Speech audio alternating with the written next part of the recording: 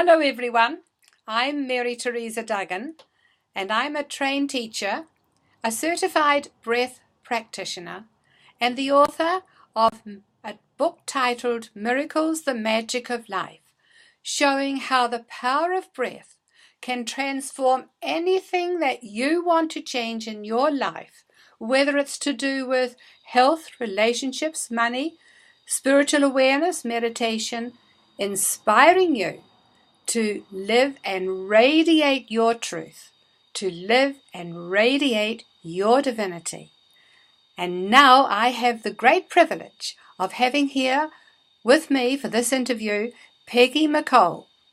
Now, Peggy is a New York Times best-selling author and an internationally recognized speaker and mentor and an expert in the area of goal achievement. She's publicly known as the Millionaire Author Maker.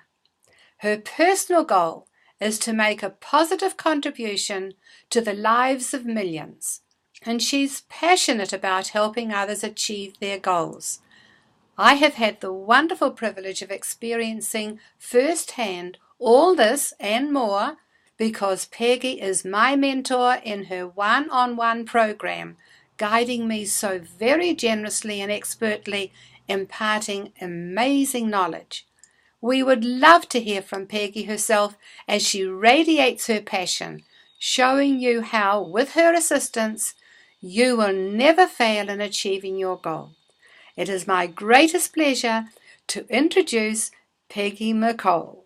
Welcome, Peggy. Thanks, Mary. That was so nice. I love how when your energy flows, it does so in almost like harmony. It just flows so perfectly like the waves. And I suspect that's probably part of being a certified breath practitioner as well. That helps with that.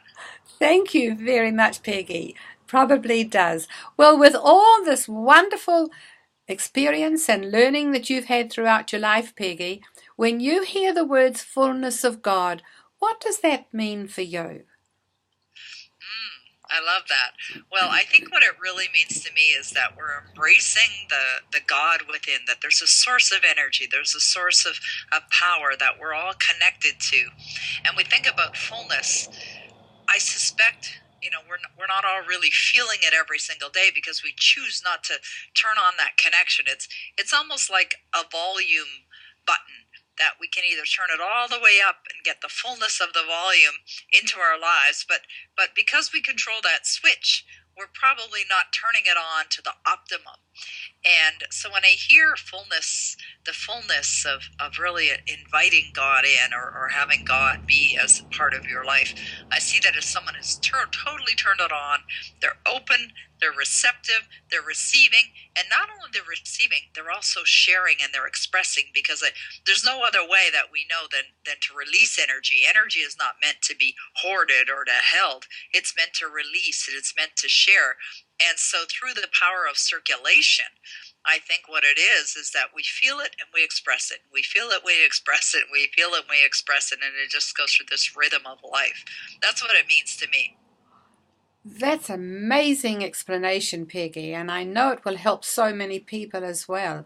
So, can you ever remember a time in your life, Peggy, when you did not feel that fullness? Oh, yeah. I remember a number of times. I feel that, whenever we're feeling the emotion of fear, anger, resentment, frustration, defeat, anytime we feel anything like that, that's where we shut it down. I mean, we just really turned it down to it's still there. I mean, we're tapped into the possibilities of the world, though we're not experiencing it. So for me, one of the first scenarios that comes to my mind is when I was the young age of 19. And it was at a period in my life where I'll call it like the dark period. And what it reminds me of is my husband and I, we own a waterfront property. And we get the sun setting every single day. We see the sun set. So the sun's rising behind us and it sets in front of us. And so because the sun is rising in the morning, the people on the other side of the lake, they have the sunrise. But at the end of the day, the sun is setting there, so it's darker over there. My next door neighbors at the cottage call it the dark side. And they call that side of the lake the dark side because it's getting dark, right? It's getting dark over there before it gets dark over here. So there was a period in my life, I'm going to call it the dark side, where there was no sunlight. I wasn't experiencing joy. I wasn't experiencing elation. I didn't feel that feeling of gratitude that I now feel today. I was miserable, like totally miserable, and really didn't even have any will to live. And you know what was even more challenging about that time in my life? I felt it was somebody else's fault. It wasn't mine. I wasn't taking responsibility.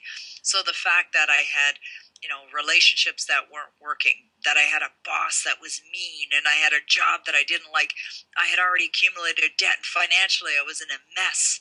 I realized at this point that this darkness, this discomfort that I had created was all of my own doing.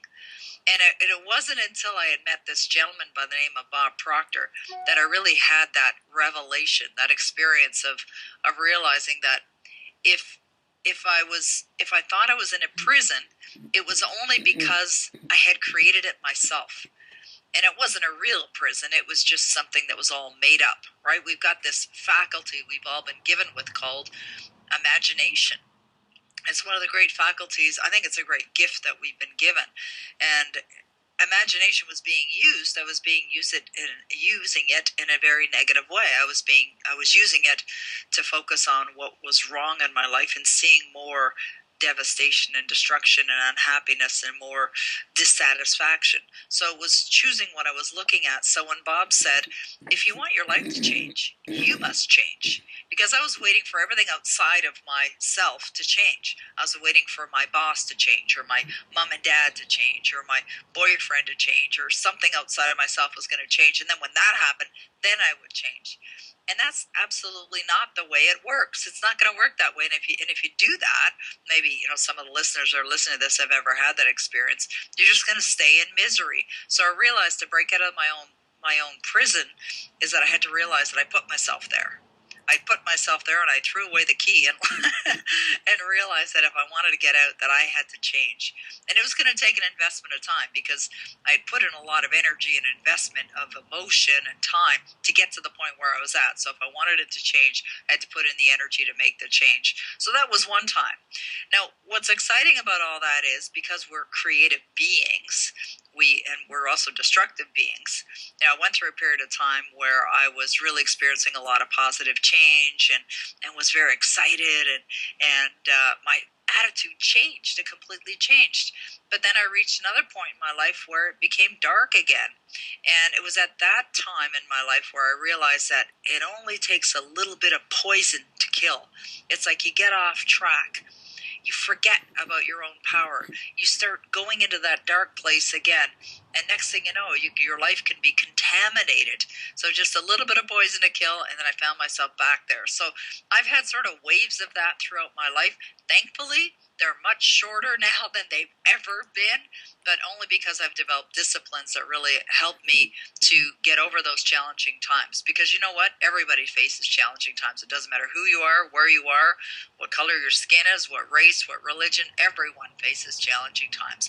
You've just got to really condition yourself to get over them fast. That's right. And aren't they really very important for us for our growth? Mm-hmm. It's just another step to the next stage, really, isn't it? It helps us face that growth. And when you were talking about, we get into blame, and blame comes from shame, and shame comes from guilt. And all we need to do is ask, what am I blaming myself for? What am I ashamed of? What am I guilty about? And then so true. We find the answer there. Peggy, that was a great explanation. Thank you. Throughout all of that, Peggy, what do you do to get yourself back on track? Oh, I love that question. I have a number of what I call them switching techniques, because basically if we're feeling an emotion of fear, it's because we've lost faith. So the opposite of fear is faith. And if you think of a dimmer switch, which is this switch that goes up and down, just like we see sometimes on a dining room wall, we can think of our emotion. If we're feeling fear or we're feeling anger, we're not feeling love, right? If we're feeling hate, then we're not feeling love. If we're feeling anger, we're not feeling calm. So what I do is I have a 3-step process. The first step is to recognize that I'm there, right? To notice it. Because I've found from my own experience, and I've observed other people, is to become oblivious, right? They don't even know that they're caught in this whirlwind. They're swirling around on all this negativity, and they're not even realizing that they're there, feeling that. And so I catch myself. I'll notice, and then I stop myself immediately. And then I'll ask myself, is this helping me or hurting me? Now, sometimes we could have a feeling of fear, which sometimes could be equated to a caution, right? To be aware of something. Maybe we're heading in a direction we don't want to go in. So we need to evaluate what else is going on in our life, because we're obviously there and experiencing this for a reason. So my recommendation is, don't just assume that it's all made up. You may be actually heading in towards a brick wall, or financially you're in a mess. So you need to pay attention. So I pay attention. So I notice, okay, is this helping or hurting? And then I realize that in that moment, I've got the gift to choose. I got the gift to choose how I'm going to feel in every moment. So I choose to think of something that makes me feel good. So I use a technique where I'll ask myself a question. So if I'm feeling fear and I'm thinking about something I don't want to have happen, then I use this technique, the switching technique called questions, which is, what is it you'd love? What would you love? It's like 4 words. What would you love? Well, I'd love for, and then you describe what that situation would be. I'd love for my book to be a New York Times bestseller. I'd love for my, financial situation to be, opulent and healthy and abundant. And I'd love for my house to sell. We have our home for sale, and close the deal on the new home that we bought. And so I just asked myself, what would you love? And then we always have an answer to that, which is usually the opposite of what we're feeling. And then I connect to, what would that feel like? The next question is, what would that feel like to have that experience right now? And I know my only responsibility is to feel, or one of my only responsibilities is to feel what it feels like to have that outcome, to really embrace and embody the emotions of that outcome. That's I have to step into those emotions in that moment. And so that's how I deal with it. So I become so conditioned now. It's almost like a muscle, right? You go to the gym, you work on a muscle, you work on a muscle, you work on a muscle. You don't just do that once and go, okay, I'm in shape now. It doesn't work that way, right? You've got to continually go back to the gym, go back to the gym, go back to the gym. And so I believe my emotional muscles are something that I send to the gym every day. And I work on them to become stronger so that they can support me emotionally, so that they can support me in every area of my life. So I listen to music that makes me happy. I listen to audios that teach me about the principles. I study every day. I was reading last night, before I go to bed. I make it a part of every day and sharing the great ideas, so that every time I'm sharing them with someone else, I'm hearing it, right? It's going in my ear too, so that it's not only something that I get to share with somebody, but it's something that always comes back. So you approach your day with good in your heart, with how could I be of service today? How may I serve people? And good comes back to you. So I find it's just a matter of staying in that emotional place of being of service and feeling good, and you condition yourself, you'll bounce back fast. You'll have these situations, then you'll bounce back. I'm not saying you're never going to have a challenge or you're never going to feel icky. You will. Like, I don't know anybody who doesn't experience that. No one. I've not met anyone, and I know a lot of people that are in this business. But it is important to really condition yourself so that you can bounce back fast, and that you do bounce back fast. Yes, and what you were saying there back a little bit, Peggy, was, realizing we have a choice. We can choose anything we want in our lives. That to me was so freeing when I came to realize that choice. And so, Peggy, what are you most excited about right now? Oh my goodness, I love that.